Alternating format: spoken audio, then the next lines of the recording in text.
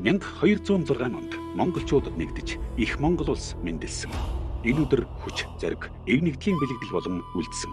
11 жилийн өмнө Монгол тамирчны нэг дэлхийн тайзан дээр байр суурьа хамгаалсан. Жадамбийн наран тунгалаг Монголын холбог тулааны анхны аваргуудын нэг. Багшийн амжилт зөвхөн түүнийхээр төгсөөгүй. Тэр шинэ үеийн тулдаанчдыг бэлдэж өөрийн мэдлэгийг загваржуулсан. 12 дугаар сарын тэг 6 Монголын шинэ од гэрлэлээ. One Championship-ийн тайзан дээр инх хоригл авгын бүсийг авч шинэ түүхийг эхлүүлв. Багминг 206 болон Томминг 206 монголчуудын хүч өнөөдөр ч тасраагүй. 1206 онд их Монгол улс мэдлэв. 12 сарын 6-нд дэлхийн аварга төрөв. Жадамбийн наран тунгалаг Баатар хүүгийн инх хоригл Монголын тулааны спортын түүхийг хоёр үед дамжуулж бичив.